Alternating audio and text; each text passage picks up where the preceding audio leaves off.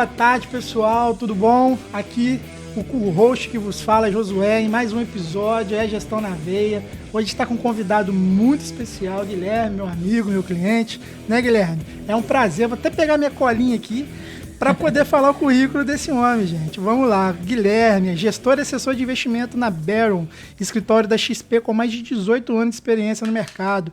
Passou em grandes gigantes como Ambev, L'Oréal e Americanas, além de uma bagagem corporativa de peso. Ele traz uma visão muito humana e atual sobre investimentos, pois é um assunto bem delicado que nem todos dominam e conhecem. Então ele vai clarear bem pra gente aqui hoje. Vai ser um papo bem legal hoje. Com certeza, né, Guilherme? Guilherme, tudo bom? Como é que vai? Bem-vindo. Obrigado pelo convite. Legal. Nós que pelo agradecemos. espaço. Obrigada. Realmente ficou lindo. A gente precisava de uma iniciativa dessas, né?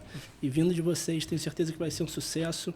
Obrigada. Pra gente abrir já o agradecimento, eu trouxe aqui duas lembranças, né? Então, primeiro, sei que Josué gosta aí de leitura. Muito. Trouxe aqui Legal. a biografia do Guilherme Benchimol, né? Fundador e hoje Grande presidente do empresário. Conselho de Administração lá da XP. Muito obrigado, muito legal. bonito. E da última vez eu trouxe para você a camisa lá do escritório. Eu já tenho. Tô só Exatamente. afinando mais um pouquinho para eu entrar. E aí fiz questão de trazer dessa vez um modelo feminino. Então é pra mim. Nada mais justo. Então, Tati. Muito obrigada, Guilherme. Amei. Obrigada. Presente aí. Deixa eu abrir aqui, pessoal. Deixa eu mostrar aqui. Mostra aí pra galera. Com certeza. Embalagem é bonita, hein? Linda. É a mesma Ó, coisa. tem até uma cartinha, gente. Eu tô muito chique. Agora, por favor, vamos investir na Barron, botar um dinheiro lá. Para de gastar e vamos investir. Boa. Nossa, que camisa linda. Deixa eu abrir aqui rapidinho, tá? A camisa bonita para exercício aí. Já aqui, ó. Fazer a nossa propaganda também, pessoal. Com certeza. Deixa eu mostrar pro pessoal Mostra aí a aqui. empresa dele. Aqui é Barron. Tá legal aí? Dá pra ver?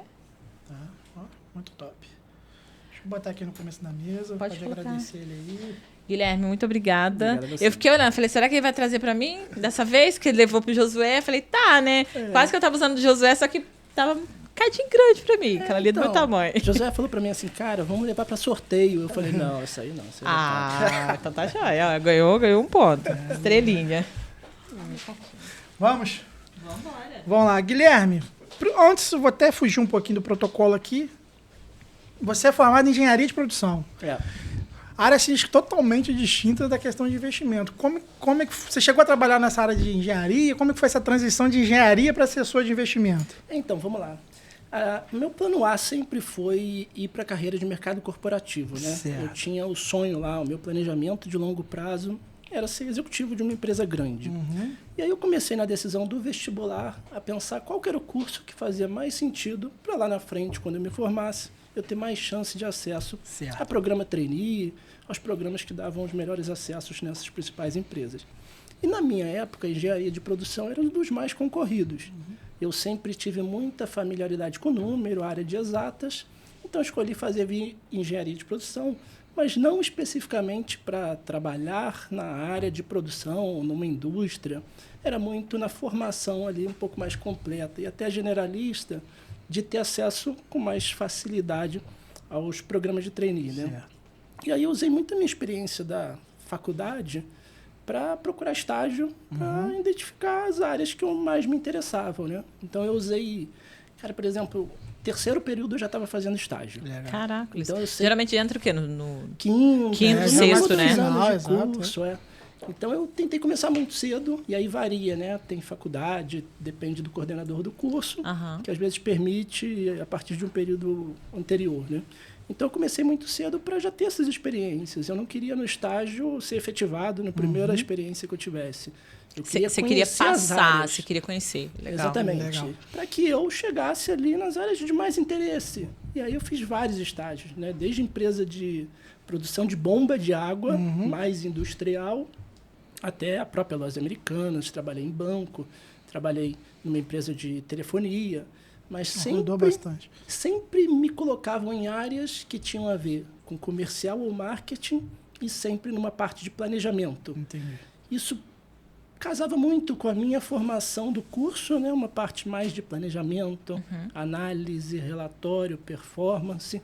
Então, foi ali que eu comecei a entender um pouquinho mais de processo, gestão, como que as empresas funcionam, né?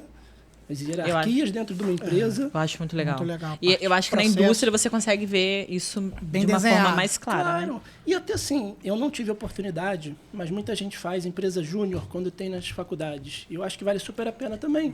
Que é uma forma, né? Você vai ter as matérias da faculdade, mas essa experiência de você começar a viver uma rotina, com processo, com meta, com hierarquia, como as coisas funcionam numa no empresa. dia a dia, sim. Eu acho que só essas experiências de estágio, seja remunerado, não remunerado, mas essas experiências ao longo da faculdade vão ajudar bastante nessa sua preparação. Ajuda sim, né? A gente tá na faculdade, né?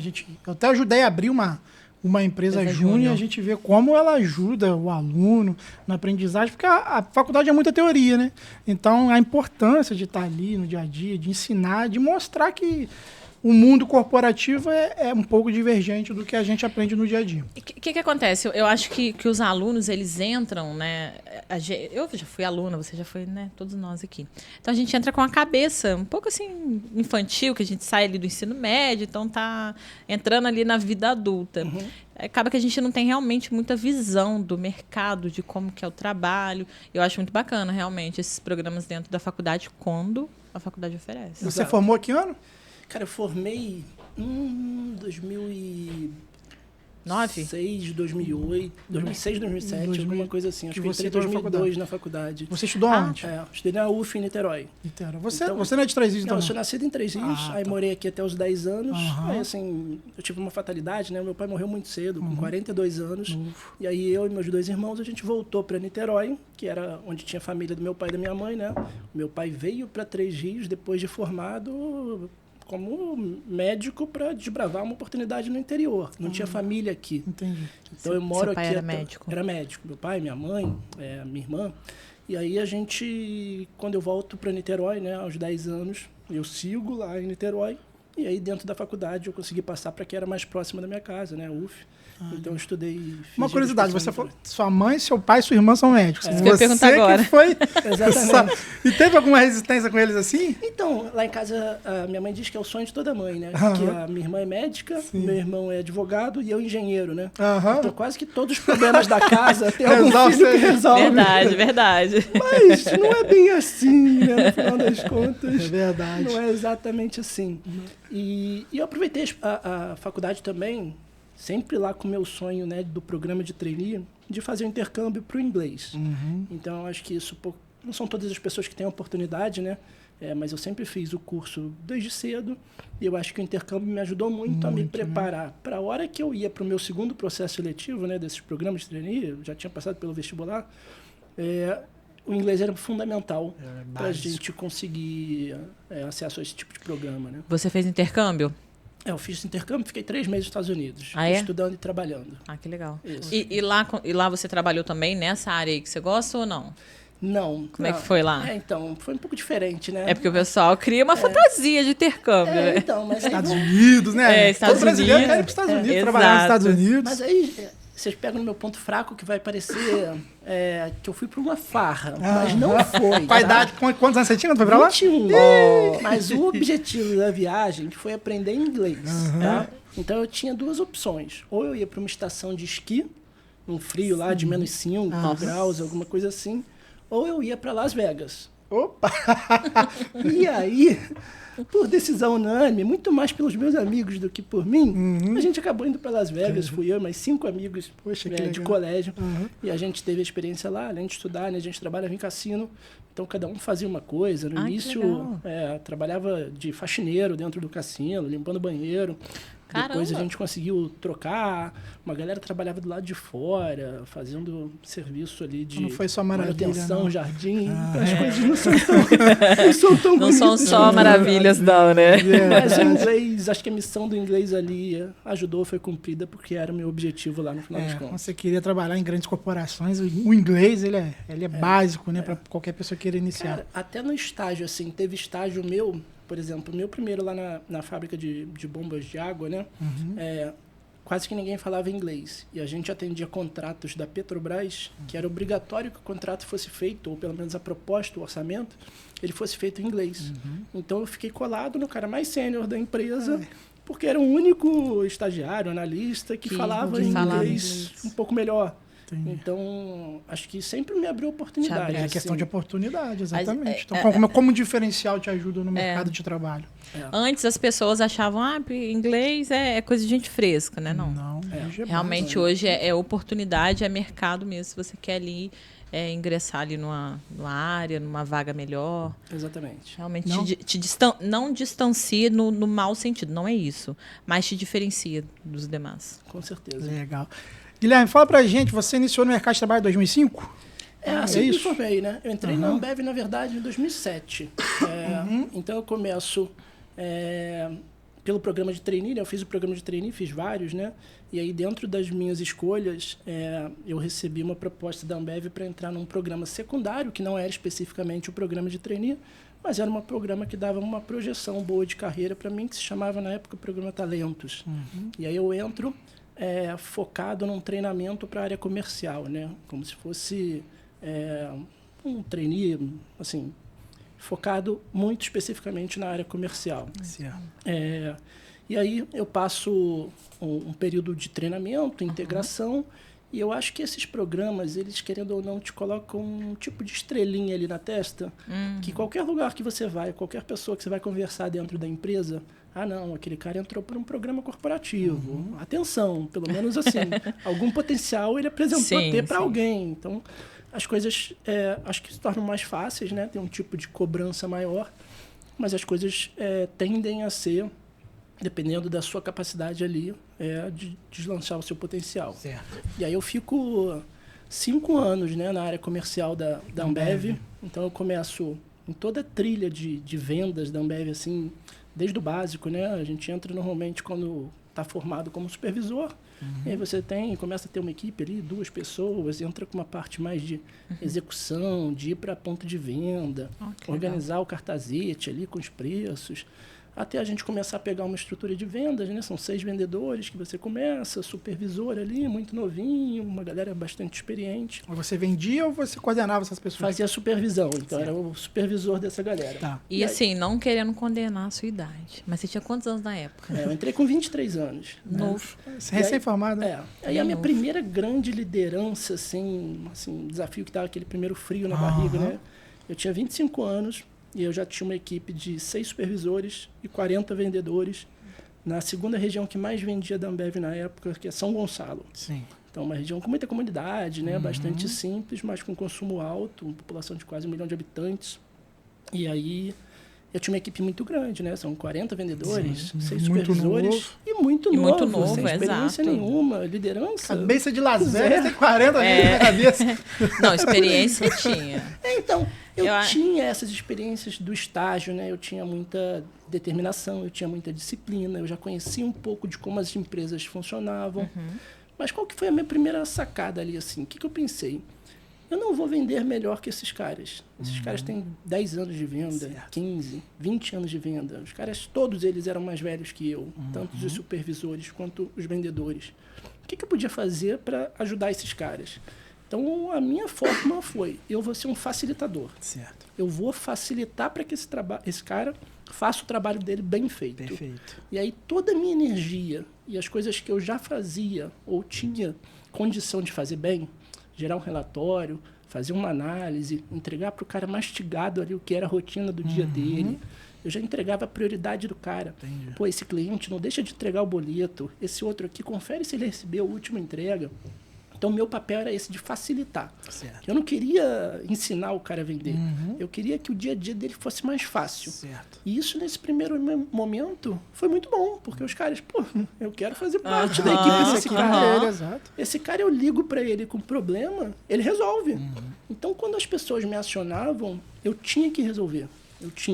Eu ia no financeiro, ia na logística, ligava no caminhão, consultava tudo que precisava em sistema, eu ia abrir chamada, eu resolvia a vida do cara. E isso começa a te dar uma confiança e para o cara um nível de conforto, né, de segurança, de, cara, se eu tiver algum problema, eu vou ligar para esse cara aqui. Que ele vai resolver. Que ele vai resolver minha vida.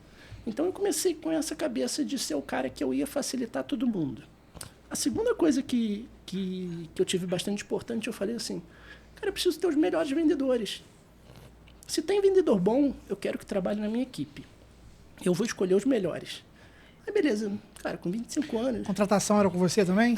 Então, aí era o seguinte, toda contratação da unidade, ela tinha que obrigatoriamente passar por um gerente. Tá. Então, de qualquer unidade, vai entrar uma pessoa lá no armazém, Gerente de RH, isso? tinha que ter algum gerente de qualquer área. Então, eu era o gerente de vendas. Então, algum gerente tinha que validar. Entendi. Só que o que acontecia?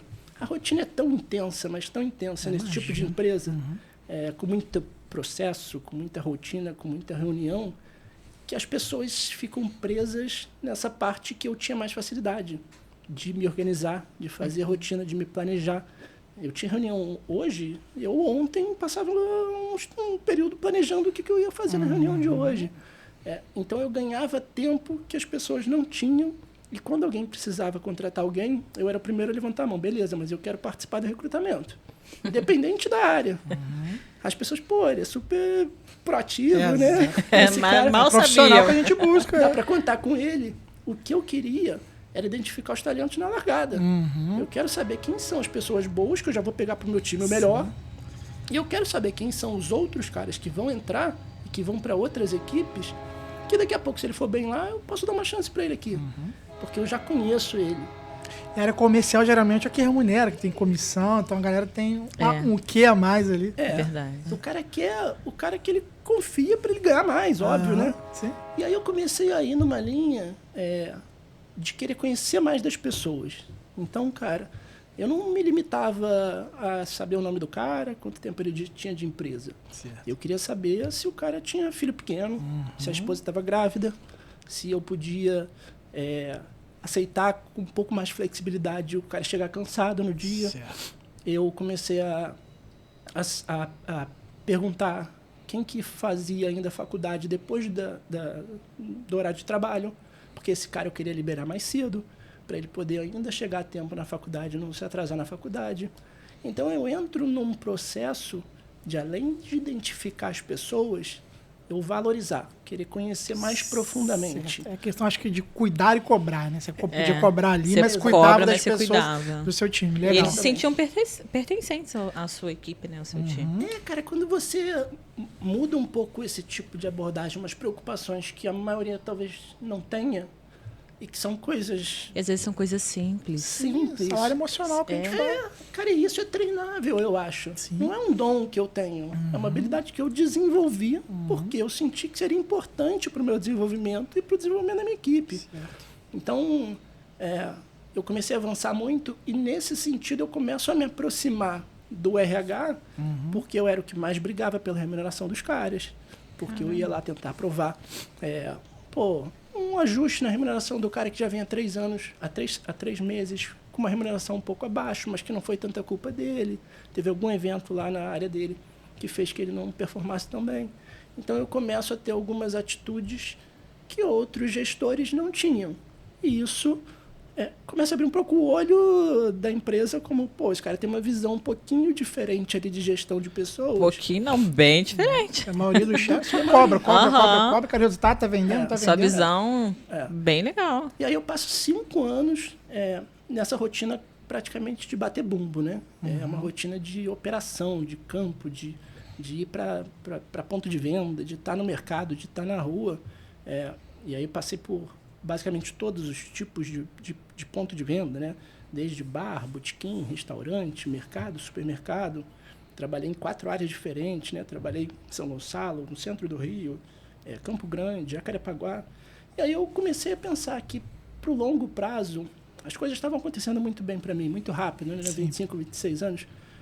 Mas eu comecei a pensar que, para o longo prazo, eu precisava de uma experiência mais estratégica. Certo. Eu fiquei muito tempo no operacional. Então, eu conhecia muito bem das coisas como funcionavam na ponta, mas eu não tinha tido a experiência de planejamento dentro da empresa. Certo. E aí, a primeira porta que me abriu foi no RH. Dentro da matriz, em São Paulo, para eu Isso virar... tudo não bebe ainda. Tudo na Ambev. Tudo na Ambev. Essa é exatamente a minha transição entre o comercial para o RH dentro da Ambev. Entendi. Então, eu passo ali metade da minha trajetória lá para um cargo de especialista de RH, né, de gente de gestão, como era chamado lá, em São Paulo, dentro da Ambev. E aí, para mim, foi uma transformação muito grande, assim, porque além de trocar de área, eu troco de cidade, e eu não tenho mais equipe. Então, Nossa. isso muda completamente a sua forma de rotina do dia a dia, planejamento, delegar. Então, para mim, foi um período muito turbulento, né? Eu virei especialista de uma coisa que eu não conhecia. Certo. Eu passo a ser... E aí, o especialista lá na minha função, eu era responsável por Brasil e por América Central. Brasil inteiro. Brasil inteiro e América Central. Então, você saiu numa função que a gente fala da pirâmide, né? Operacional, tático e estratégico. Você saiu do tático ali, que era o gerente, para uma totalmente estratégica e pegando o nível nacional. Exatamente. Poxa, que legal.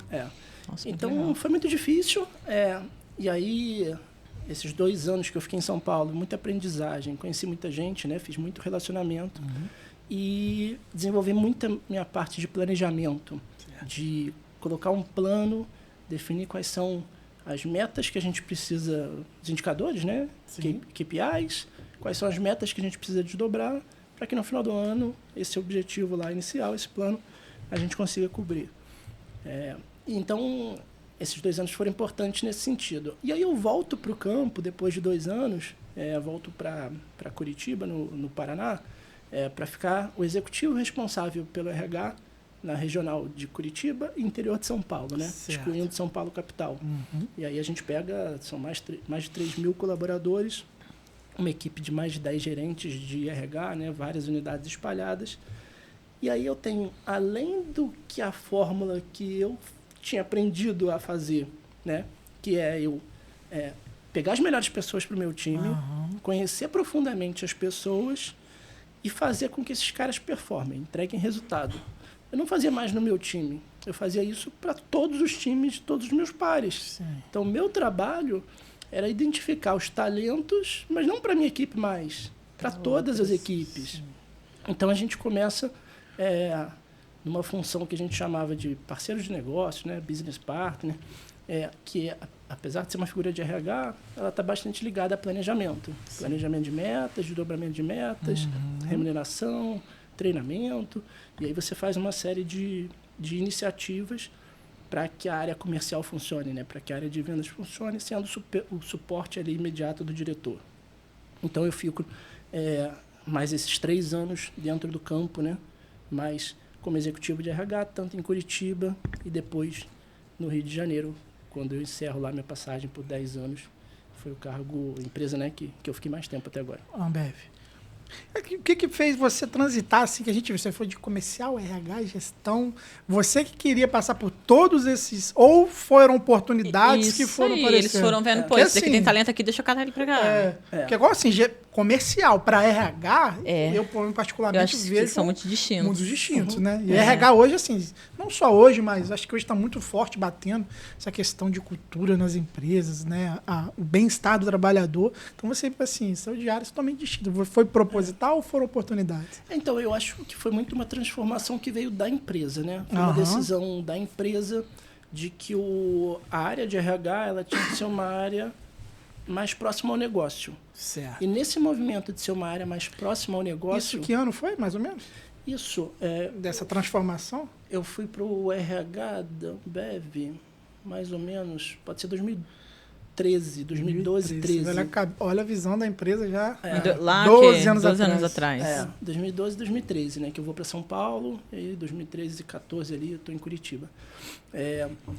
Então, cara, a visão da empresa foi isso. E ela começa a fazer esses movimentos, trazer pessoas que tinham a experiência da área comercial, mas com um perfil de liderança mais próximo de gestão de pessoas, Sim. né? Então, um perfil um pouco mais genuíno, pessoas mais com cuidado maior em relação Com mais tato, às né? pessoas, exatamente. Exatamente.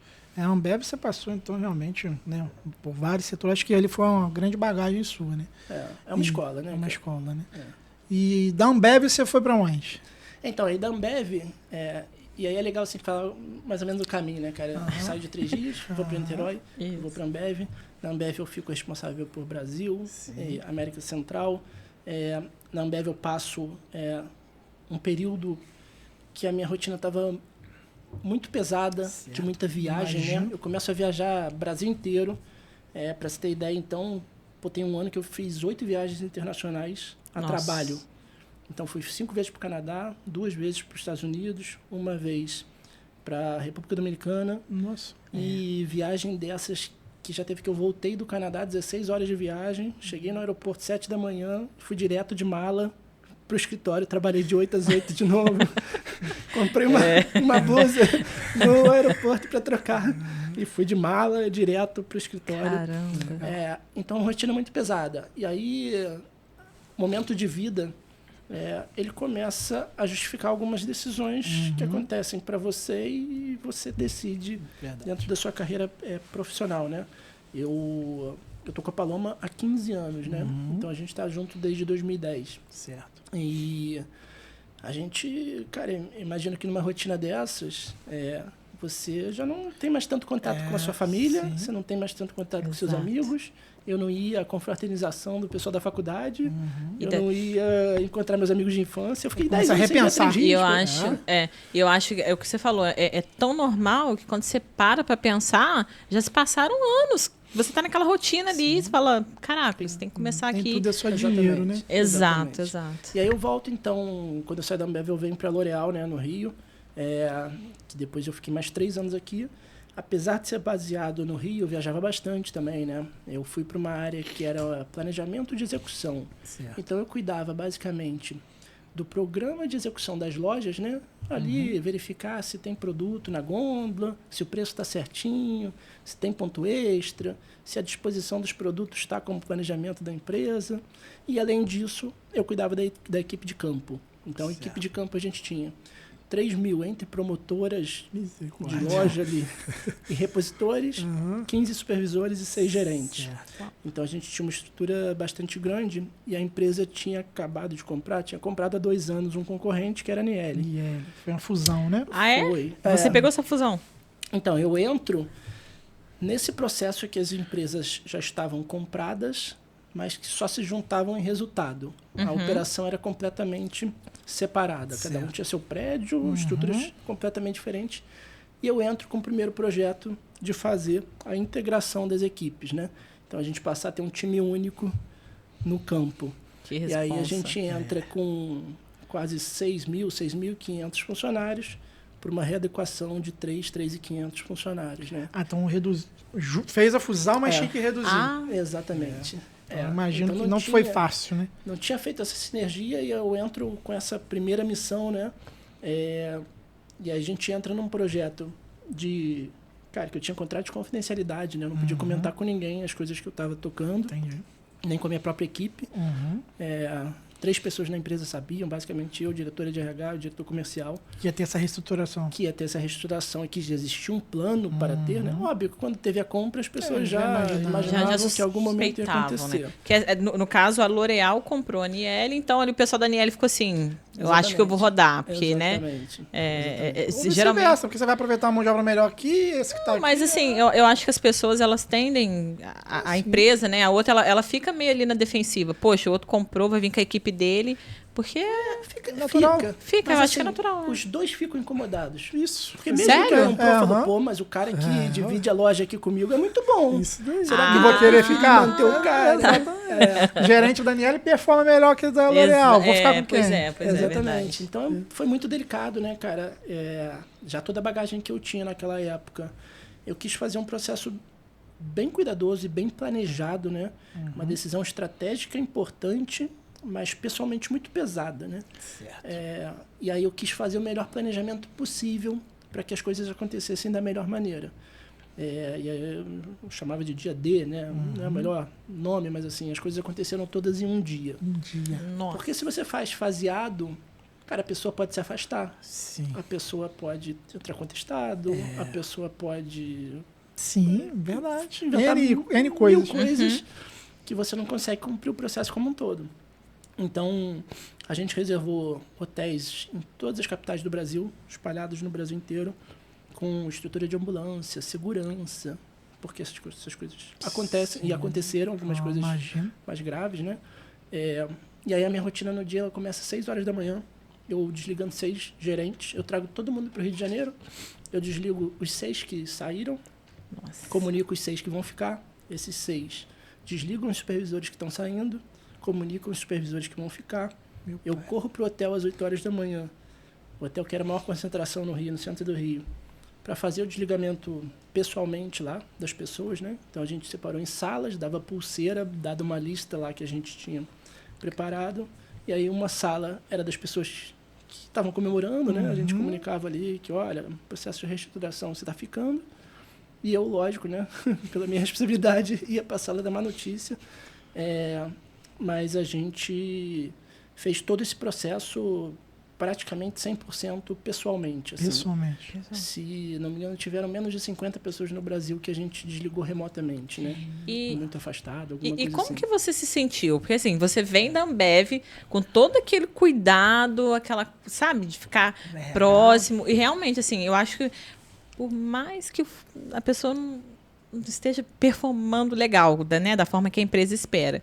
Mas é ruim, você está demitindo. É uma família ali que o cara tem, enfim. Claro. Como que você se sentiu? Então, essa é uma das viradas de chave assim, que eu passo A responsabilidade não, assim, Não é não minha, era não, sua. sim, Você estava ali eu tô ali cumprindo uma cumprindo, ordem. Mas um projeto. humanamente, né? Porque você, poxa, sabe? Então, o que eu pensei? Cara, como que esse meu lado humano eu posso minimizar esse momento para as pessoas? Então, eu fui negociar com o RH benefícios diferenciados. Então, a gente conseguiu estender o plano de saúde, a cobertura do plano de saúde do cara, mesmo em caso de desligamento. Eu fui nos sindicatos, porque você faz demissão em massa, você tem que avisar o sindicato lá que você está tendo reestruturação. Eu fui negociar uma série de benefícios para essas pessoas que estavam sendo Eles não desligadas. ficam tão desamparados. Para não ser um momento pior do que já é, né? Naquele momento ali em relação a eles. Mas isso, eu reorganizo um pouco a minha vida em relação às prioridades, né, cara? Assim, você começa a olhar seus propósitos e óbvio que alguém ia ter que fazer isso. Sim. Beleza, que fui Sim. eu, me preparei bem para esse momento acontecer. Exato. Mas não é o dia que você chega em casa e fala, uhul, pô, arrebentei hoje, fiz um plano super legal, demiti 3 mil pessoas, né? E aí, nesse momento, a gente começa a pensar em engravidar, né? Eu e Paloma, a gente já queria ter um filho.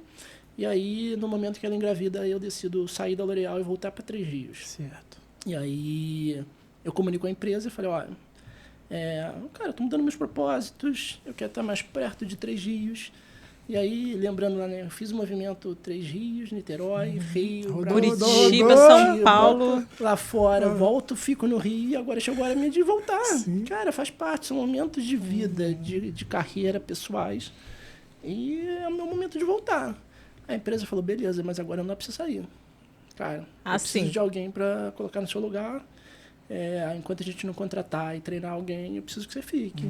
E beleza, cara. Então eu tive mais ou menos 1 ano para decidir o que eu ia fazer. 2 anos quase, para reorganizar essa minha transição de carreira. E aí, eu fico mais esse 1 ano na L'Oréal, né? Até do momento em que eu pedi demissão, até eu efetivamente sair, demorou 1 ano. E eu fico nessa rotina de ir segunda-feira, volta sexta-feira. E, cara, eu começo a perder alguns momentos da minha filha, assim, que cara, nasceu um dente. E nisso a Paloma aqui. E nisso ela aqui em Três Rios e você lá no Rio. Você ia e voltava todo dia? Não, eu ia na sexta, ia na segunda de manhã e voltava na sexta à noite. Muito. E 2 casas, né, cara? 2 custos, despesa meio que dobrada. E aí foi nessa hora que a gente decidiu que era hora de eu voltar e fazer essa transição minha de carreira. Não, legal. E você migrou assim. Quando foi o momento que você migrou pro mercado financeiro? Como é que foi nesse momento? Como é que Ou foi? não? Quando você veio, você foi para outra empresa? Isso. Eu já vim pronto. Mas você já tinha isso em mente? Eu quero ir pro mercado financeiro. Cara, eu quero ir para Três Rios, né? Sim, A ideia era voltar. eu quero voltar. O que eu tenho de oportunidade de negócio, cara, assim, para fazer em Três Rios? A remuneração que eu tinha, eu não consigo encontrar aqui. Exatamente. E nenhuma projeção boa para que em algum momento isso se equivalha. Então eu falei, cara, eu vou por um caminho de negócio próprio. E aí eu fui pensar nas coisas que eu gostava, nas coisas que eu poderia ajudar. E para mim, assim, né, eu estou aqui há 6 anos com o escritório da XP, no mesmo endereço, né? A gente está... começou do zero, né? Eu comecei, minha primeira remuneração foi R$46 no primeiro mês. Do zero mesmo, assim. Não foi com ninguém me ajudando, não entrei com um escritório, assim, eu entrei em outubro de 19. 6 meses depois veio uma pandemia, né? Exato. E aí os clientes que tinham investimento, não só comigo, né? Mas todos teve queda no patrimônio de 20%, 30%, 40% num mês, em 2 meses. E eu estava começando, né? As pessoas tinham confiado em mim pelo meu histórico profissional e não pela minha bagagem. competência em finanças, né? Então foi bastante difícil o início. Eu demorei 4 anos e meio para atingir 50 milhões de custódia. Certo. 4 anos e meio. 4 anos e meio. Eu agora completo os 6 anos e a gente está batendo 100 milhões de custódia. Poxa, Cara, que legal. Então, eu fiz 50 em 4 anos e meio e fiz 50 em 1 ano e meio. Cara, isso é reflexo de muita disciplina, né, Sim, cara? com Você certeza. muda um modelo onde você tem muito processo, muita rotina, muitas reuniões, e você agora tem toda a flexibilidade de fazer o que você achar que faz mais sentido. Lógico. E se você não tiver disciplina, você se perde nesse negócio. Então eu acreditei muito, me esforcei muito para que construísse um negócio que vai ser duradouro. Hoje eu tenho mais 2 pessoas que trabalham comigo, né? A gente hoje se considera só investimento, é a maior agência, digamos assim, da região. Certo. Então Que hoje legal. eu tenho mais investimento que qualquer banco de 3 Rios, né? Poxa, que Santander, Banco do Sério? Brasil, Itaú, o que a gente tem de custódia de investimento é maior do que tem nesses bancos.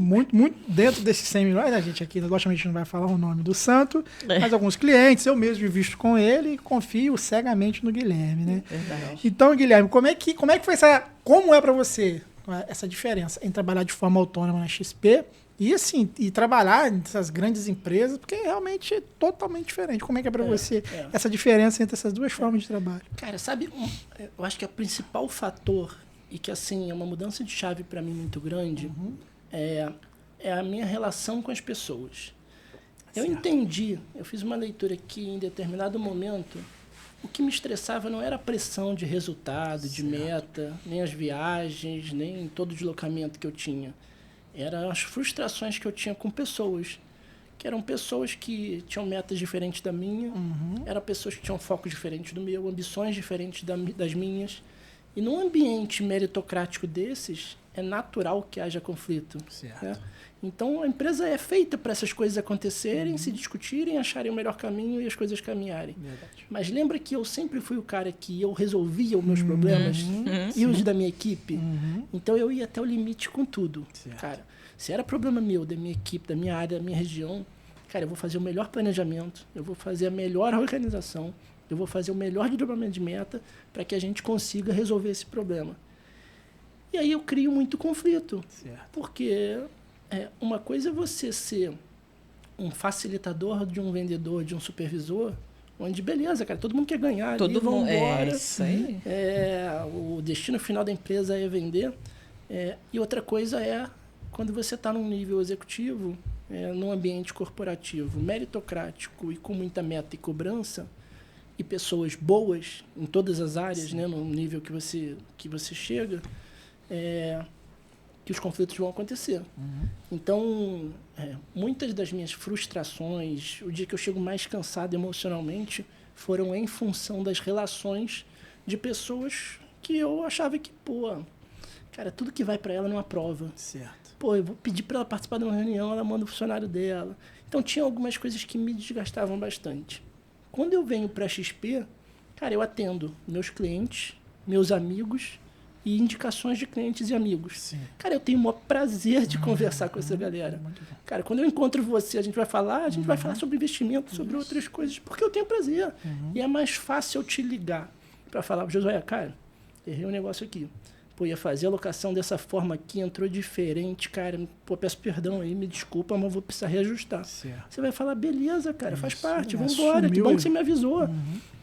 Então, eu acho que a principal mudança é essa, cara. A relação que eu crio num ambiente corporativo com pessoas com ambições, cultura, valores diferentes dos meus, com o que eu crio com meus clientes, que são meus amigos, que são meus familiares e meus parceiros. Muito legal. Acho que hoje no Brasil, o Brasil não tem a cultura de investimento financeiro. Isso que eu tava Eu falando até com ele. acho que teria que ser muito importante já iniciar nas escolas. Nas escolas, uma verdade. educação financeira, que o brasileiro não tem hábito de poupar, né? Exatamente. Pelo contrário. Seu nicho de clientes são PJs, pessoa física ou é bem mesclado? É bem mesclado, assim. Hoje eu atendo clientes a partir de 1 milhão de patrimônio, né, para investir.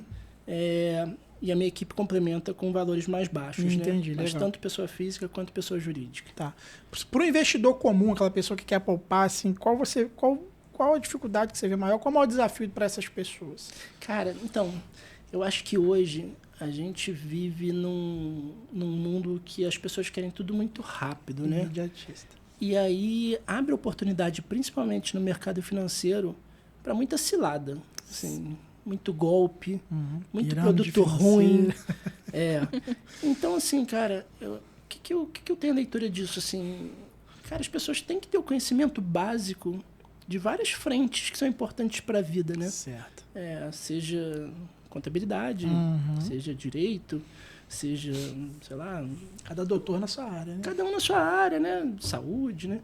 Então, eu não acho que todo mundo tem que ser um especialista em investimento, mas sabendo o básico e tendo pessoas de confiança, você escapa de praticamente todas as ciladas, golpes e produtos ruins que Eu tem acho que por até aí. porque quando você sabe o básico, você consegue contratar uma pessoa assim realmente de confiança, sabe? Você não entende, você não vai ser, né? É o que o José falou, cada um é doutor na sua área, mas você vai com mais convicção. Você vai perguntar umas coisas, o cara vai saber te falar, você vai falar, opa, tô sentindo firmeza aqui. Vou repassar, eu vou mudar o podcast aqui e essa pergunta vai para vocês. Fica à vontade. Você prefere atender um cliente que tem conhecimento sobre a sua área de domínio ou um cara que é completamente perdido? Que tenha domínio. Claro. Ontem, até um cliente como o nosso, ontem ele me ligou, Josué, você tá com a diferença no imposto que eu calculei tanto. Eu falei, rapaz, olha, eu queria que todos os meus clientes fossem assim. Sabe por quê? Porque a gente tem todo um cuidado para fazer a tributação do cliente correta, mas infelizmente não são todos que têm. Então, às vezes, eu já pego algum cliente lá, que ele tá assim, tinha que pagar, esse exemplo, 6%, o cara tá pagando 15%, 16% a mais. Então, se ele tiver um conhecimento, ele não vai ser enganado, ele vai ver, ele, pô, já tem essa diferença aqui. E, pelo contrário, ele me ajuda, é uma auditoria. Então, eu prefiro 1000 vezes que o cliente tenha conhecimento da área. Mesma coisa comigo, cara. Quando eu chego alguém lá que não sabe nada de investimento, né? Passou a vida inteira aplicando na poupança, qualquer produto que eu explique, por mais simples que seja a explicação, gera uma dúvida. Será que ele tá... Será que é isso mesmo? Será que... Cara, não é possível que seja garantido assim. Então, eu prefiro muito mais conversar com alguém que tem conhecimento, pelo menos básico. Sim. Porque eu consigo aprofundar, eu consigo discutir melhor, eu consigo fazer uma solução mais personalizada para aquele cara. Porque ele entende exatamente. as opções. Isso daí, entendeu? Então, eu acho Igual que você é sempre me pergunta, José, você quer uma liquidez mais diária? Você quer uma percentual maior, mas até longo prazo? Eu acho muito legal essa questão. Porque às vezes o cliente precisa do teu recurso financeiro disposto ali na hora, aí você tem que moldar de acordo com o seu cliente. Né? exatamente isso. Uma pergunta, porque o brasileiro também tem muito essa coisa de poupança, imóvel e essa questão de investimento. Como é que você vê isso? Eu falo particularmente, eu gosto muito de imóvel, né? Tanto que o saque que eu faço lá é para imóvel. Como é que é essa coisa aí? Cara, eu acho que assim, é uma cultura de uma geração anterior à nossa, né? Sim. O investimento em imóvel real, né? Ativo real, né? Sim. Imóveis, salas comerciais, terreno para esperar a cidade crescer para lá. Então, acho que isso foi uma geração que passou e a gente vive um momento agora de juros muito alto, né, cara? Sim, Selic na altura. E aí você tem hoje um investimento básico, você faz 15% ao ano, né? Será que seu imóvel vai valorizar 15%? Ou você vai conseguir 15% de aluguel? Cara, assim, é 1,2 ao mês. Eu acho difícil. Muito. Quando aí seria um outro capítulo, mas eu acho que a gente pode comentar. Quando é um imóvel para morar, eu penso um pouco diferente, porque aí não é muita matemática. Eu dou para os meus clientes a matemática. Certo. A decisão emocional, passional, é deles. Porque se eu quero morar numa casa própria, se eu não tive condição de ter isso, minha mãe não teve, e cara, eu vou ser um vencedor de estar conseguindo isso, e eu vou ficar aqui mais 20 anos, achei o imóvel ideal para mim, com bom preço. Tem que fazer, cara, se você tem condição de fazer isso. Não é matemática, não é investimento. Porque é muito coach que a gente vê aí. Não, paga aluguel, mora de aluguel, investe dinheiro. Então, assim, interessante. Mas ele mora em casa própria. Exatamente. É o que eu imagino, é morar numa mansão Pois e pedir lá, coitado, da pessoa poupar e não pagar aluguel. Mas, enfim. É exatamente isso, cara. Você é presente nas redes sociais? Você compartilha algo lá que você vê que gera debate? Não? Como é que você lida com a rede social? Cara, eu tive muita dificuldade, assim, porque como trabalhei muito tempo em empresa, eu não dependia muito disso, né, cara? Eu nunca tive LinkedIn, nunca tive rede social, assim, de alimentar muito isso. Eu vi como uma forma de... uma imagem das pessoas associarem a minha pessoa ao que eu faço, porque que cidade pequena. Às vezes a pessoa sabe quem você é. É marido da Paloma, mas não sabe com que trabalha. Sim. Às vezes me vê arrumado na rua, às vezes me vê indo pra academia. Cara, mas o que esse cara faz? Faz no final, né? O cara faz. Então eu gosto de contar ali um pouco as coisas básicas da minha profissão, do que eu faço, do que eu gosto, de alocação. E sempre tento trazer um paralelo ali de algumas coisas de lazer, de família, vinculado ao investimento, legal. Para tentar trazer esse olhar um pouco ali entre vida pessoal e investimento. E sobre investimento, você também dá dicas, né? Então, ou não? Eu tento, assim... Assim, de uma forma geral. Assim, eu dou a minha opinião sobre qualquer assunto, né? Eu não sou o dono da verdade, né? Eu estudo para dar uma opção para o cliente, a gente constrói isso a 4 mãos. Então, não existe uma fórmula pronta, né? O cliente vai lá para mim, transfere 1 milhão e eu faço para todos eles 100 mil em cada produto. Não é assim, né? É feito sob medida, uma solução, dado o que a pessoa precisa. Mas eu tento trazer alguns temas lá que a gente discute, mas para criar a minha história lá, as pessoas me reconhecerem, saberem o que eu trabalho e as coisas que eu consigo entregar. Assim, o Brasil é um país, a gente sabe, muito volátil, né? Política, ela de forma direta, ela influencia a economia. Em tempos de crise, como é que você lida com isso com os seus clientes? Porque agora a gente está com taxa de juros lá em cima, né, como a gente falou, então gera oportunidades de investimento. Você procura seus clientes, como é que é essa didática com os seus clientes? Então, a gente tem, cara, hoje juros muito altos, como você falou, né? E aí entrando até num ponto de alguns questionamentos que o cliente traz, e aí, eventualmente, rede social, essas coisas, a gente tem também um movimento muito grande desde a pandemia de dolarizar patrimônio, né? Sim. Cara, eu quero mandar meu dinheiro lá para fora, porque lá atrás congelaram a poupança, e será que vai acontecer isso de novo? Mas eu não confio no Haddad ou no Lula. Assim, eu não entro em detalhe de viés político. Não é meu papel. Meu papel é orientar, dado o cenário de quem está lá, meu amigo. Então, a minha resposta em relação a eles é que depende em relação a dolarizar ou não. Depende do que você quer com o seu dinheiro. Certo. Por exemplo, cara, hoje se eu tenho um plano de mandar a minha filha para fazer faculdade nos Estados Unidos, daqui a 10, 12 anos, eu posso ir gradualmente enviando esses dólares para lá, para que no momento em que ela for fazer a faculdade dela lá, eu já tenha o meu patrimônio na moeda que vai ser o curso dela, que eu não sei qual vai ser a cotação daqui a 10, 12 anos.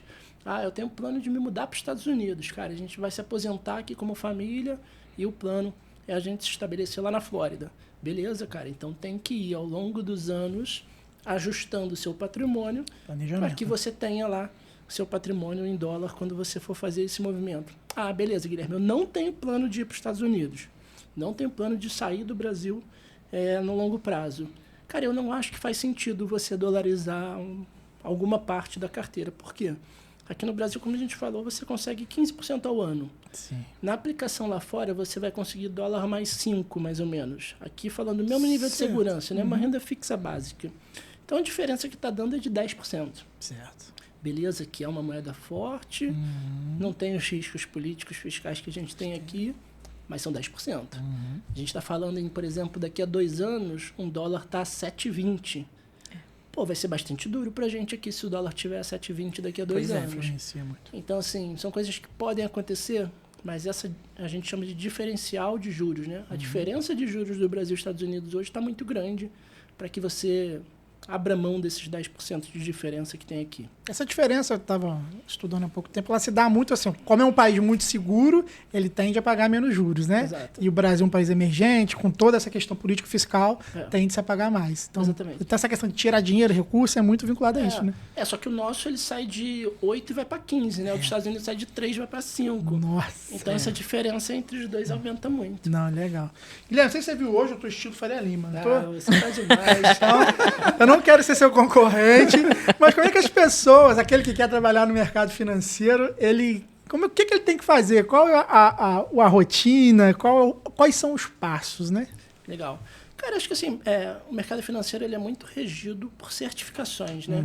Então, sejam as certificações de quem vai trabalhar em banco, CPA 10, CPA 20, tem outras certificações, sejam as de quem vai fazer assessoria de investimento, né? Então, para o assessor de investimento, você precisa ser certificado na Ancor.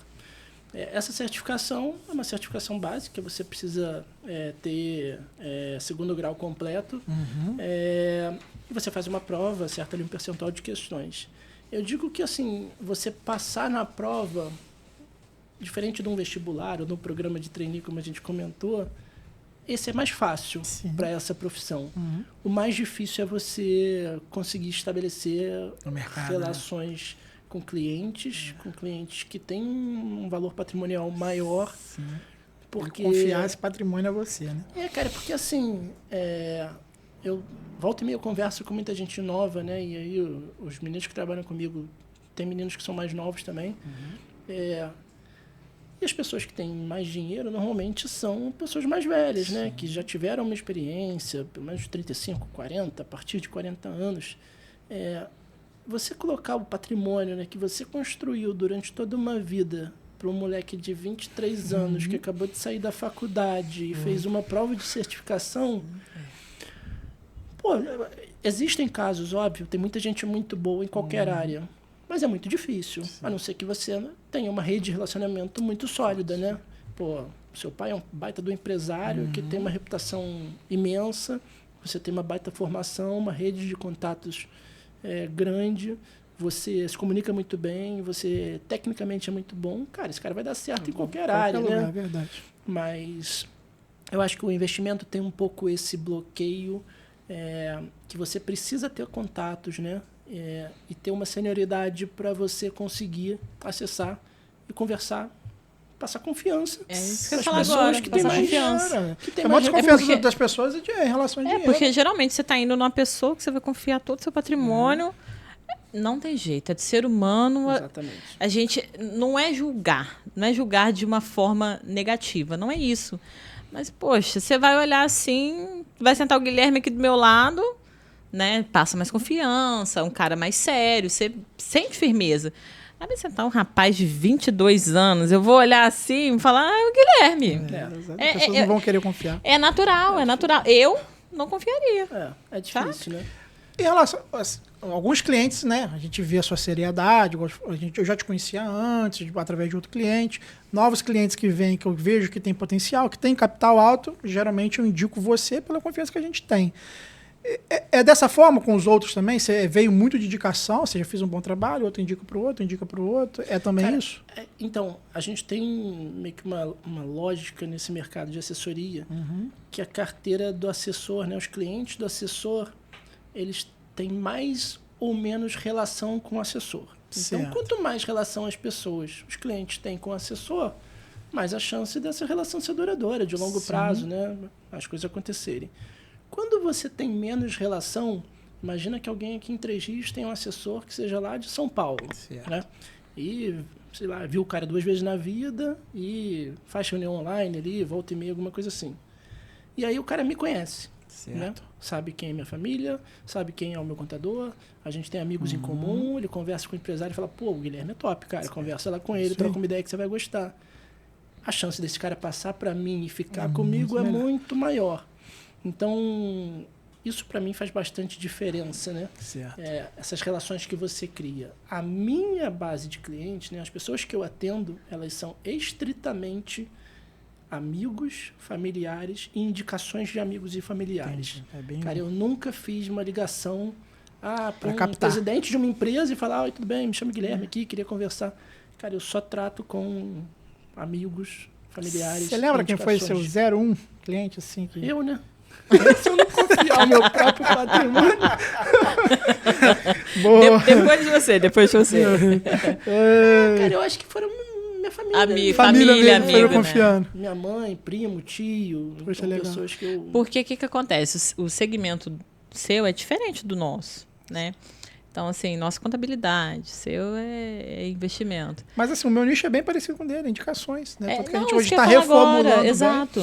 O Josué também. A maioria dos clientes que vem é tudo de indicação, porque você é cliente dele, aí vem ali essa proximidade que você tem com seus clientes, o cara externa, ele abre uma dor. Poxa, eu tô com um problema tal na minha empresa. Claro. Seu contador é bom, você vai falar assim, não, aqui, eu tenho meu contador aqui bom. A mesma coisa o Josué também. Chega um cliente dele lá, pô, cara, eu tô com um problema aqui, e o Josué fala, não, cara, procura esse cara aqui que ele é bom. Exatamente. E as pessoas, elas tendem a confiar, assim, realmente. E a taxa de conversão, quando é indicação, eu estava até vendo, assim, é muito alta. Quando o cliente vem por uma indicação de outro cliente, você consegue converter muito melhor esse cliente. Diferente, às vezes, a gente faz prospecção ativa lá também, liga e tal. Só que essa taxa de conversão, ela é infinitamente menor. Porque cai naquilo que a gente estava conversando.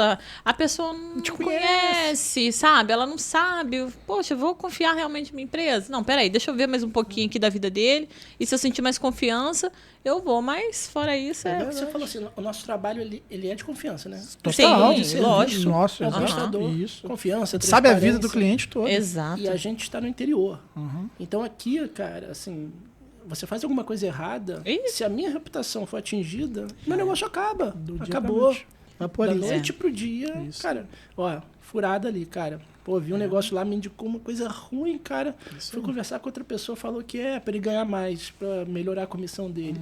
Esquece, cara, acabou. Então, a forma como eu conduzo é muito via transparência e confiança, legal. até pela relação que eu tenho com as pessoas que eu atendo. Não, legal, legal. É verdade. Tati, o Guilherme não é só números. Vamos falar um pouco da família vamos. dele? Vamos, eu quero puxar agora. Ele não é só dados e números, gente. Exato. Tô sabendo que vocês me investigaram. Total. Procura E tudo. Guilherme, fala um pouquinho da importância da sua família, da Nina. Legal, boa. Conta pra gente um pouquinho. Vamos sair desse mundo aí de números, Só no de, fumaça. né? aqui. Vamos dar uma relaxada, depois a gente entra com gás de novo. Acho que assim, como eu comentei lá atrás, né, a carreira, a trajetória profissional, ela deve obrigatoriamente passar pelo momento pessoal, né? Hoje em dia não existe, eu não acredito em equilíbrio de vida pessoal. Cara, a sua vida é uma só. Você está resolvendo coisa pessoal durante o momento do trabalho e resolvendo coisa do trabalho, o momento pessoal. Mas em resumo, né, cara? A família é tudo na minha vida, né? Eu tô com a minha esposa há 15 anos. E assim, tô com 40 de idade. Você tira os 10 primeiros anos que a gente só brinca. Isso aí. Então, metade da minha vida Está Com ela. eu tô com ela, né? E essa proporção só vai aumentar daqui pra Sim. frente, né? Amém. Só aumenta. Com certeza. Então, lá no nosso casamento, a pessoa que estava fazendo a cerimônia, ela falou assim, cara, se você quer ser feliz, fica solteiro. O meu casamento. Ele falou pelo seguinte, cara, porque aí você sai quando você quiser, seu horário é seu, seu dinheiro é seu, então você vai ser feliz, não tem problema. O casamento, cara, é uma parceria. Parceria é para fazer o outro feliz. É verdade. Então eu levo muito isso para mim, a relação que eu tenho com a Paloma, né? É uma relação de muita conversa, de muitos sonhos parecidos, valores parecidos, total transparência. Eu acho que assim funciona uma parceria, né? Sim, Imagina, a gente vai verdade. fazer uma parceria aqui, eu e você. Cara, a gente tem que ser transparente, tem que gerar confiança, tem que se falar, tem que se alinhar, tem que decidir quais são os planos, as metas, os indicadores. Exatamente. Como é um casamento. Eu costumo falar com o Josué, que você falou da conversa, né? Não é só em relacionamento, não. A conversa realmente ela é tudo. Tudo que. É o que você falou. O que te dava mais dor era o quê? Eram as pessoas. E realmente tudo termina e envolve em conversas, né? Mas a Nina tá com quantos anos hoje? 6 anos. 6 aninhos? 6 anos. Ai, meu E Deus. assim, cara, eu falei de reorganizar os propósitos, né? E a gente sempre vai ter os nossos sonhos, né? Nossos planos.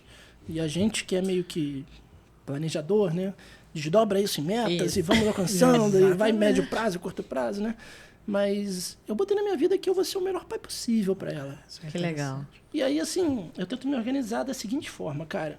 A minha agenda, ela é organizada. Eu sou um cara planejado. Certo. Então, eu planejo o momento que eu vou estar com ela. E naquele momento, eu sou inteiro dela. 100%. Eu vivo intensamente aquele Pra momento com ela. Eu Cara, não estou sim. na ligação, eu não estou resolvendo coisa de trabalho. Eu me organizei para estar com ela.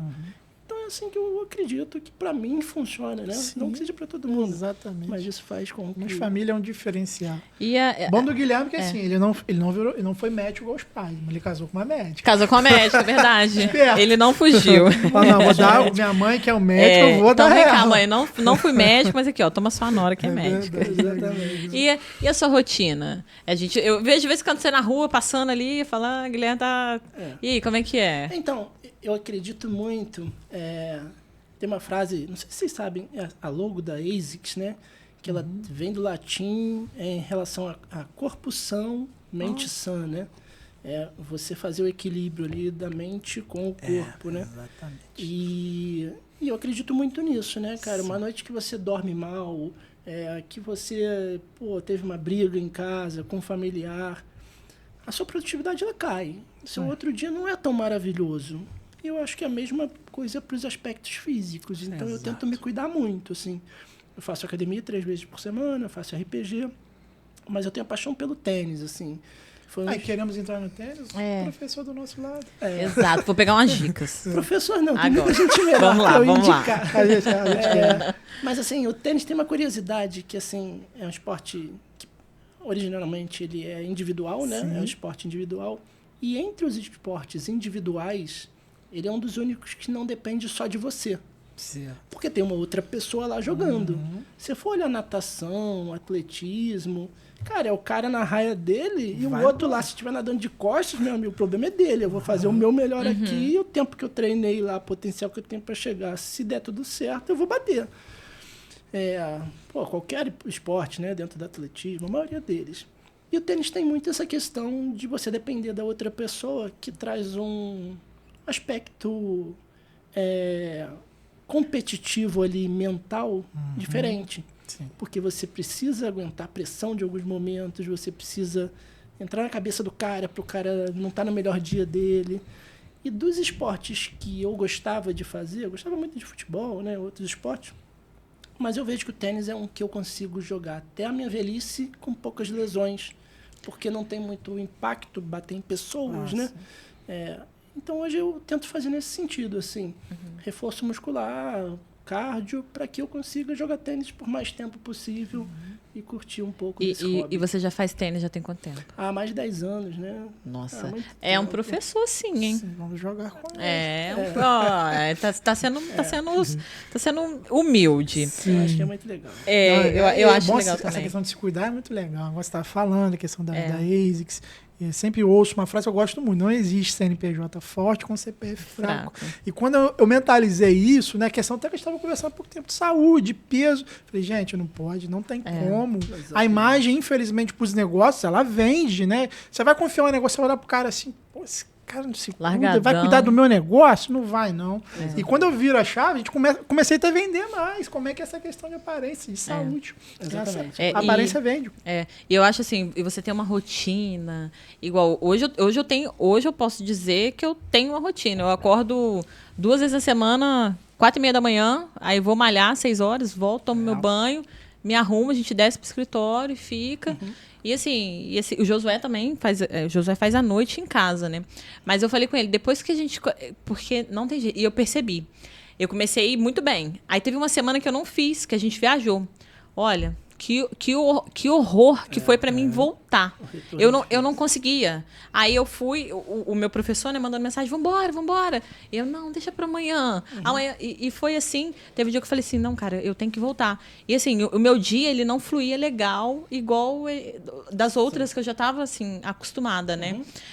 No começo você falou pra gente que teve 1 ano que você viajou para 8 países. A gente viu também que você gosta de viajar. A gente investiga que você gosta de viajar e você gosta de vinho. Tem alguma viagem que te marcou? Que você pode contar uma história pra gente legal de alguma viagem que você fez aí com a Paloma? Tem uma história recente legal, assim, que acabou... Era para ser uma viagem e viraram 2. Mas, na verdade, assim, eu tenho uma paixão hereditária por futebol, por um time, né? Sou torcedor do Fluminense, por conta de pai e família. Não quero passar essa paixão pra mim. Tá ali ele ali atrás, ali, ó. Ai, pelo amor de Deus. Então, assim, não é uma paixão que eu quero passar para ela, mas eu vivo com ela. E há 1 ano e meio, né? Alguma coisa assim. Tinha uma competição aqui, o Fluminense estava na final de um campeonato aqui. E se ganhasse, ia ter um torneio para jogar lá do outro lado do mundo. Aí eu conversei com meus amigos e falei, porra, se a gente ganhar, vamos para lá? Aí todo mundo, pô, vamos. Aí falei com outro, pô, se ganhar, vamos. Falei com meu irmão, pô, e se ganhar, vamos? Ele, vamos. Beleza. Aí eu, planejado e organizado, fiz o quê? O jogo era domingo, na sexta-feira antes, entrei no site, paguei uma tarifa que você congela a sua vaga ali, né? Sim. Você congela a passagem, tanto o custo quanto aquela reserva. E você pode pagar depois de 72 horas. Certo. Falei, pô, se ganhar vai todo mundo querer comprar, né? Já estoura Então eu já pra compro antes. Beleza. Cara, dito e feito. O Fluminense ganhou. Segunda-feira, cheguei no escritório. Primeira coisa que eu fiz, comprei a passagem. Aí comecei pra galera. E aí, vamos? Não vamos. E você, cara, vamos? Pô, não vamos. Falei, falei, meu irmão, e aí, vamos? Não vamos. Eu falei, pô, cara, aí o que aconteceu? Fui na viagem, fiquei nos Emirados Árabes, né, Dubai, e depois Arábia Saudita, onde era o local dos jogos. Que legal. Um lugar completamente diferente de tudo que eu já conhecia, né? Uma experiência muito nova, uma cultura totalmente diferente, religião. Muito Ninguém falava forte, inglês, né? nenhuma pessoa falando inglês. Nem inglês falam lá. Eles falam Inglês. inglês. Geralmente. Geralmente não é. É, A o língua inglês é universal, universal, né? Mas é um país que foi muito tempo fechado, né? Com muito preconceito e está passando agora por um processo de abertura, globalização. Muito investimento, né? Então, foi virando a interessante ter tido essa experiência, apesar de sozinho, né? Acabou que no final das contas eu fui sozinho. Sem lá a pro outro. Paloma. Sem ninguém. Só você? Sozinho. Gente, pra mim você tinha sozinho. ido com a Porque família. todo mundo que eu falei, Aham. vamos, Ninguém foi. vamos. Eu fui sozinho, já E tinha ela comprado a deixou? passagem. Que a minha não ia deixar, não. Aí qual que foi o combinado? Mentira, e assim. Aí qual que foi combinado? Porque, cara, tinha um agravante, assim, que o último jogo do Fluminense lá era papo de 22 ou 23 de dezembro. E chegava aqui dia 24 de dezembro. Certo. Então eu cheguei aqui às 6 horas da tarde no Natal. Aham.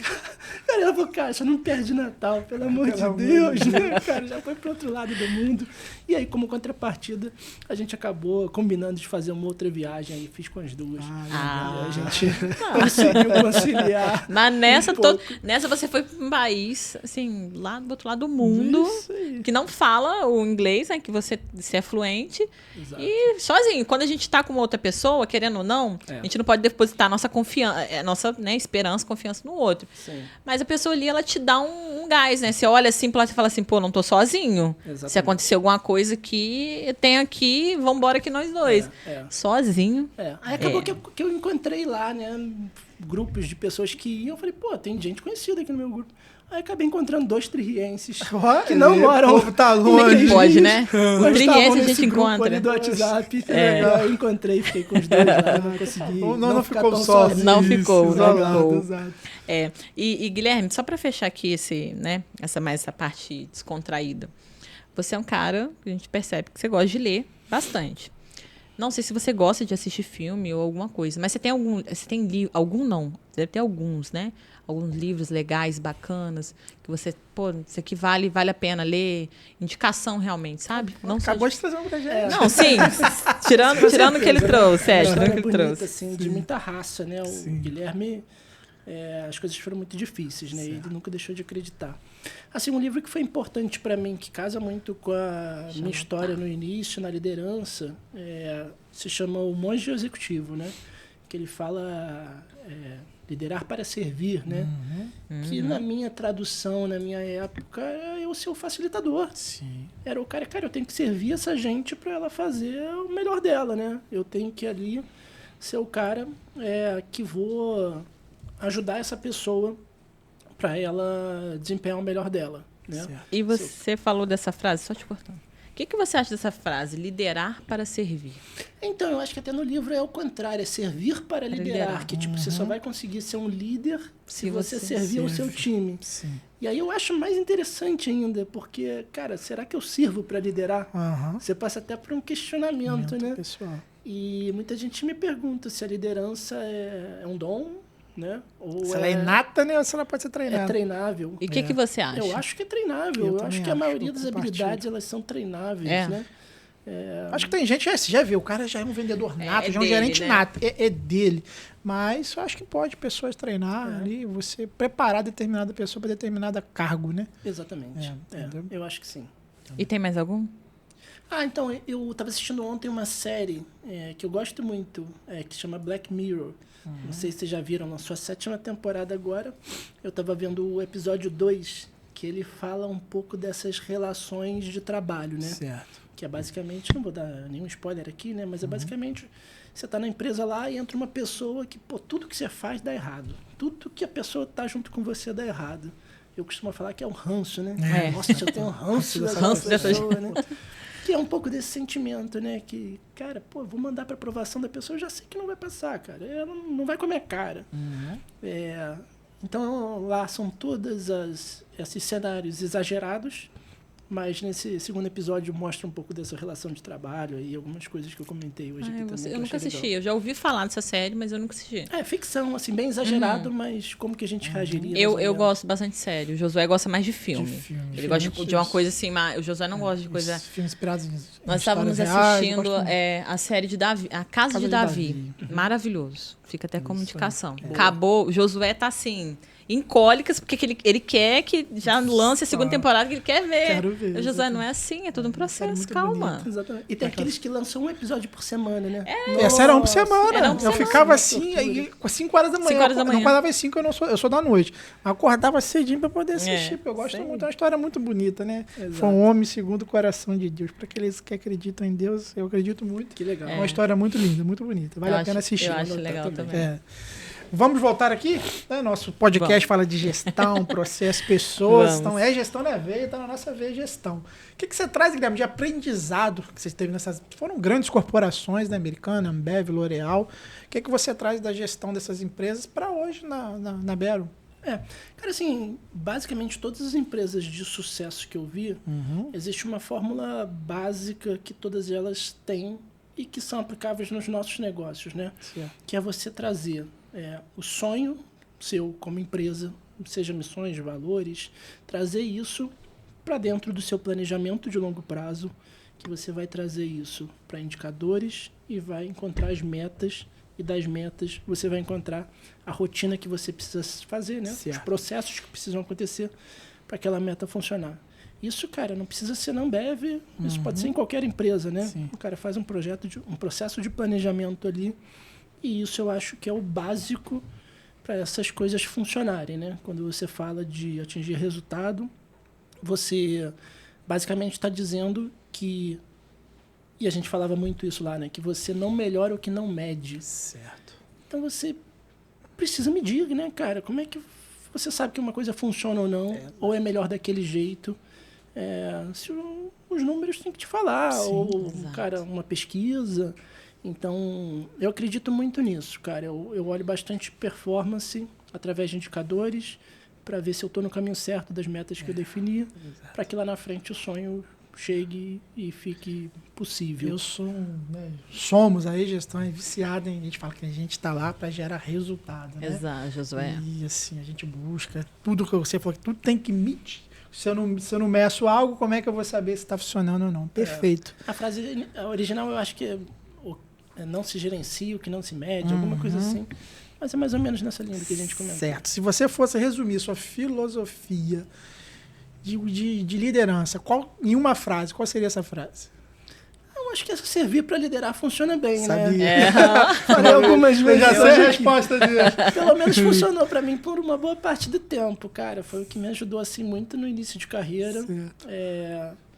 E na fórmula que eu encontrei para dar certo, com times bons, pessoas boas, me preocupar com as pessoas e ser o facilitador delas. Para mim funcionou. Porque o que acontece? Eu acho que as pessoas que estão no cargo acima, né, de presidente, gerente, às vezes eles acham assim que estão, sabe, tipo, sou inalcançável, exatamente. Exato. Então cria-se também uma barreira, né, com os subordinados ali, fala, pô, não vou nem Vou nem chegar aqui perto, porque o cara não, sabe, ele não é acessível pra gente.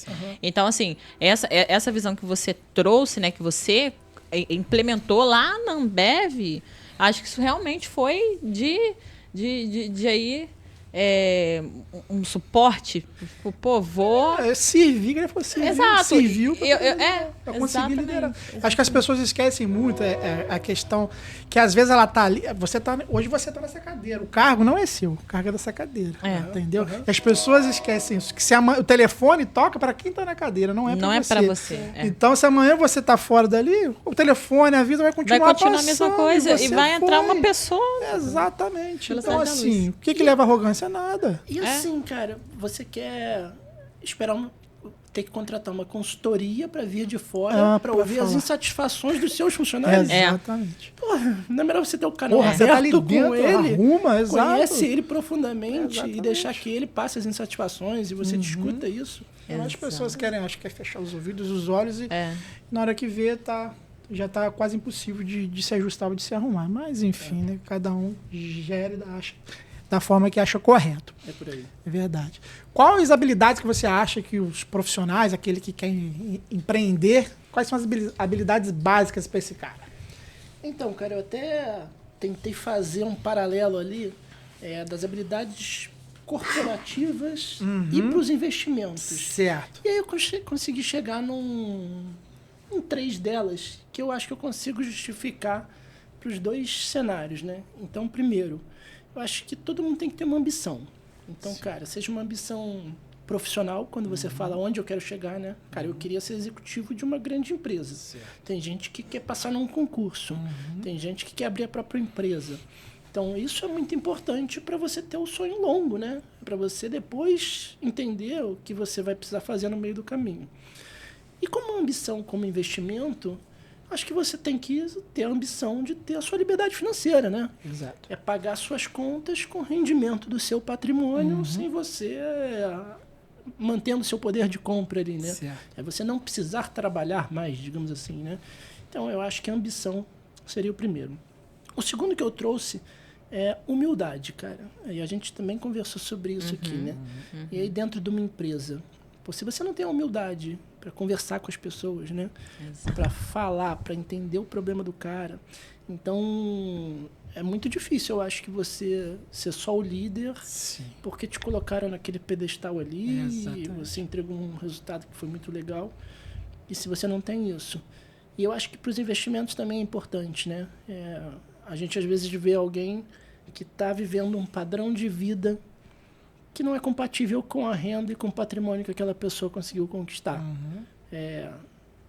E a humildade é importante nesse cenário, né? Enxergar. Se você tem o planejamento lá da sua liberdade financeira, cara, o meio do caminho vai ser um pouco mais duro para você conseguir acumular aquele patrimônio para ter o privilégio de, em algum momento, não trabalhar mais. Exatamente. Então, o segundo que eu coloquei foi em relação à humildade. E o terceiro é disciplina, cara. A gente falou muito aqui também, né? Em relação a processo, empresas que têm uma gestão de rotina bem estabelecida. Quando você vai para um lado pessoal, né, o profissional, cara, o cara que não tem disciplina, ele não pode ser empresário, né? Verdade. Cara, as coisas vão se perder, vão acontecer. Exatamente. Cara, legislação, documentação, as coisas se perdem no meio do caminho. E se o cara não tem disciplina nos investimentos, isso é verdadeiro também, cara. Assim, se ele fez um plano lá de aportes, de organização, de custo de vida, de aposentadoria, ele precisa ter a disciplina de seguir o plano. Cara, eu vejo alguns momentos assim, estamos num momento de incerteza, né? Juros mais altos, tal. E aí, então, eu vi uma oportunidade aqui e, apesar de eu ser conservador, eu queria correr o risco numa ação. Cara, o cara pegou um momento de certeza ali e saiu da disciplina do plano dele. Ele é perfil conservador, mas em função, sei lá, do momento ali que ele sentiu alguma coisa, ele foge do plano dele. Sim. Se o cara não tem essa disciplina, isso é mais comum de acontecer. Legal. Muito legal. O que você diria pro Guilherme lá de 2005 hoje com toda a sua bagagem, toda essa experiência, com família, o que você diria para aquele Guilherme lá de 2005? Cara, eu acho que assim, eu teria muita atenção na relação que eu crio com as pessoas nos ambientes de trabalho, né? Óbvio, né, que, cara, a gente, quando fica debruçado no negócio, né, uma rotina muito intensa, convivendo muito com essas pessoas, né, do ambiente de trabalho, é normal que a gente se aproxime, crie amizades. Sim. Mas o meu ponderamento é que nem sempre é genuíno, cara, assim. E eu digo para os dois lados, tá? Não é só, cara, a pessoa parece que gosta de você e não gosta. Não, pelo contrário, assim.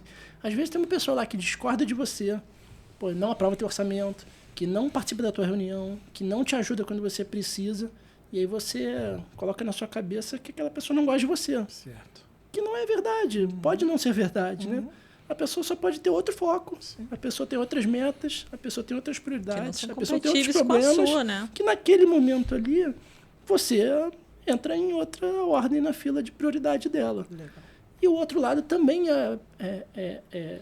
serve de comparação, né? Uma pessoa que está sempre concordando com você ali na empresa, pô, que plano bom, que não sei o que lá. Não necessariamente teu amigo. Às vezes está acomodado, fala, pô, vou na aba do Guilherme aqui, cara. Dona aqui, vou comer. Cara, é mais fácil eu seguir o que ele está falando aqui do que arrumar briga.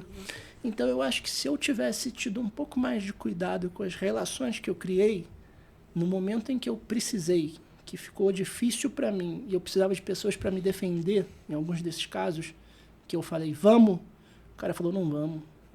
Porque, cara, eu em primeiro lugar. E eu acho que isso é natural do ser humano. E eu tinha ainda um pouco desse encanto de que essas relações poderiam ser um pouco mais genuínas do que efetivamente foram. Legal. Legal. Né? O que você acha? Vou trazer para mim agora. Né? Tem que trazer para a contabilidade. Eu sou tão apaixonado, sempre falo, eu sou tão apaixonado por contabilidade que ela está na minha pele. O que você acha? Qual a função da contabilidade, do contador hoje, o papel, para os gestores, para os empresários? Quais dados que eles devem trazer, assim, porque eu acho que hoje a contabilidade ela tem que ajudar o empresário na tomada de decisão. Né? Eu quero abrir um negócio, eu quero para tal regime tributário, eu sempre falo imposto é caixa, imposto é dinheiro. O que você acha? O que o contador tem que trazer? Qual é o perfil desse contador? Sou seu contador, né? Já abri aqui, mas o que você acha que o profissional contábil tem que trazer para os gestores? Cara, eu acho que assim, a gente falou muito aqui também, né? Confiança, sim. Transparência. Eu valorizo muito o parceiro de negócio. Certo. Cara, esse cara ele precisa me ajudar a tomar as decisões mais importantes do meu negócio. Certo. Então, cara, hoje, desde contratação de um funcionário, compra de material, alíquotas de... Você estava falando de diferencial de alíquota, faz aqui, compra aqui. Cara, economia. Isso é constante. E assim, eu procuro saber o básico. Exato. Quando eu vou conversar com o meu contador, cara, eu já fiz o meu trabalho de casa do básico. Sim. Do básico eu já fiz. Eu já vou lá naquela reunião com as dúvidas básicas esclarecidas. De informação. Sim. Então eu quero o além, né, cara? Eu quero o especialista. Eu quero o cara que vai me dar a certeza sobre algumas coisas. Legal. Então, realmente, o perfil do contador hoje ele está mais presente com o empresário, com os gestores, está ali ajudando a tomar decisão. Porque uma decisão tomada errada, ela pode impactar, ela pode ser o sucesso da empresa ou o fracasso da empresa. Então, o contador está diretamente ligado ao sucesso ou ao fracasso. E eu vejo a empresa de vocês muito antenada tecnologicamente. Sim, a gente gosta muito de tecnologia. Então, cara, você ter o sistema online, você ter toda a documentação, você ter envio de arquivos, alertas.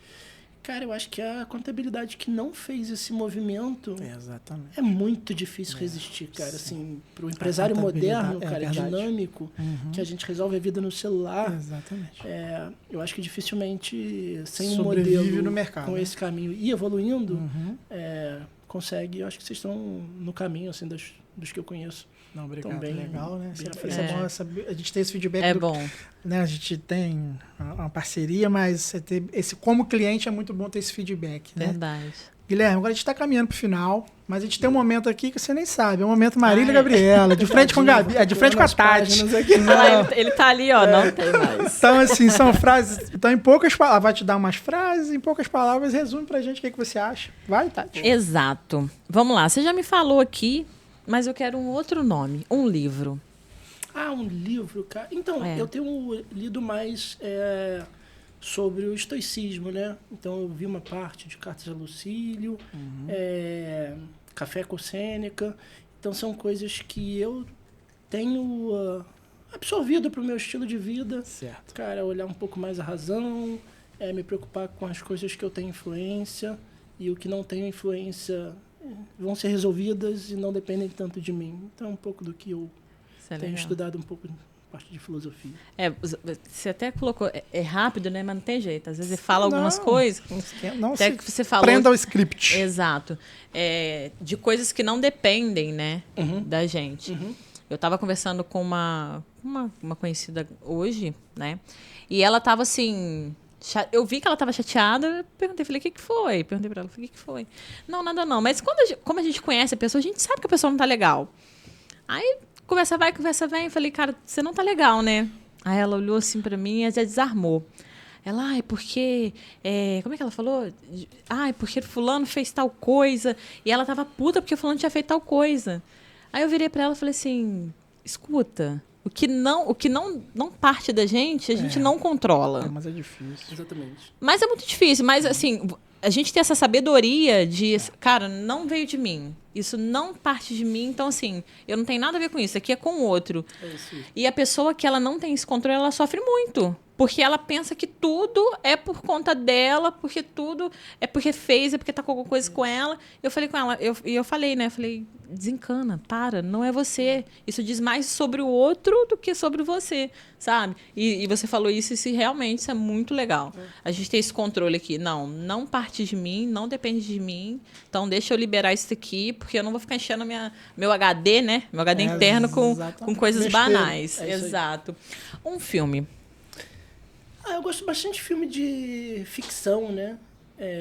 Então, Interestelar, eu gosto desses filmes de apocalipse. Eu né? gosto também. Cara, entender como é que a gente sobreviveria num cenário desses, né? Qual é o comportamento, cara? E se acontecer? né?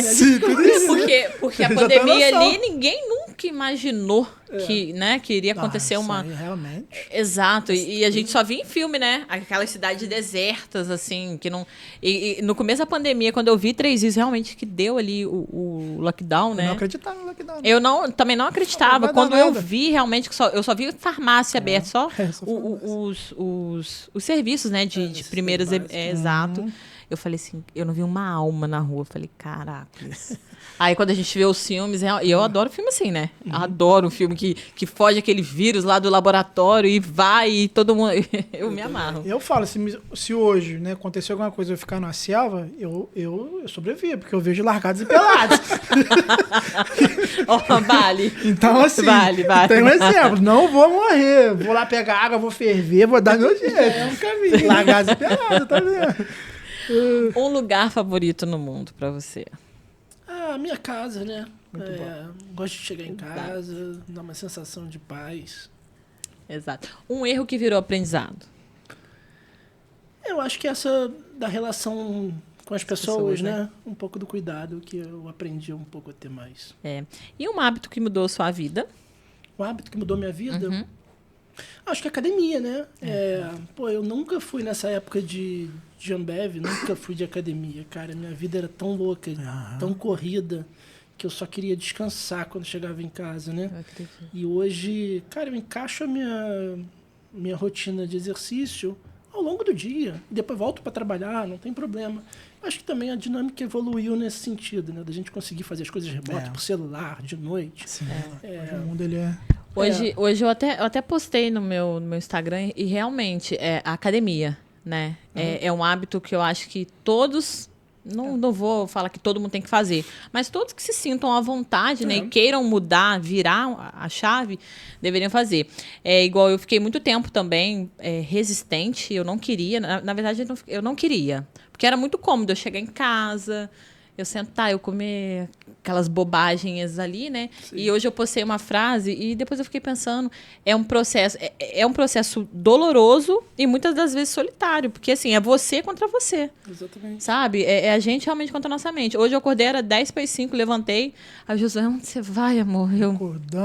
Eu vou malhar, sabe? E quando ele falou isso, eu falei, eu vou deitar de novo. Eu falei, não, deixa eu levantar. Sim. Eu vou. E realmente é um hábito muito, muito bacana. Quando vira um hábito, não vira mais um sacrifício. Exato, exato. Lógico que vai ter dia, você não vai querer ir. E tá tudo bem, sabe? Mas o negócio é a constância ali. É os 3 R, ritmo, rotina e ritual. E a disciplina que você tem que entender que aquilo ali é uma coisa boa que você tá fazendo, sabe? Que não te agrega só ali a parte estética, né? Porque eu no começo fui por causa do estético, exato. Mas depois, assim, realmente virou uma rotina que hoje, se eu não for, parece que o meu dia não foi completo. É muito bacana isso. Legal. E as minhas perguntas de Marília e Gabriela, acabou. Amém, Senhor. Poxa, que legal. Acabou. Guilherme, diga para essa câmera que é sua, onde as pessoas te encontram, rede social, o site, fica à vontade para deixar um recado para os nossos ouvintes aqui. Legal. Redes sociais, eu tenho Facebook, Instagram, né? Guilherme Lanes com 2 N's de navio, ES. Então eu coloco lá alguns conteúdos, né? Tento fazer coisas vinculadas, né? Pessoal e também investimentos, certo, né? Então, qualquer dúvida, chama lá pra gente bater uma conversa, um papo. Se gostou de alguma das coisas que a gente conversou aqui, quiser também aprofundar algum tema, fico totalmente à disposição. Legal. Bom, pessoal, mais um episódio. Falamos de gestão, história que conecta pessoas. Muito obrigado pela presença. Sigam, compartilham. Muito obrigado. Guilherme, muito obrigado pelos presentes. Amamos, adorei. Obrigada. Vou ler e vou te dar o feedback, tá bom? Um abraço a todos. Obrigado, gente. Tchau. Valeu. Tchau.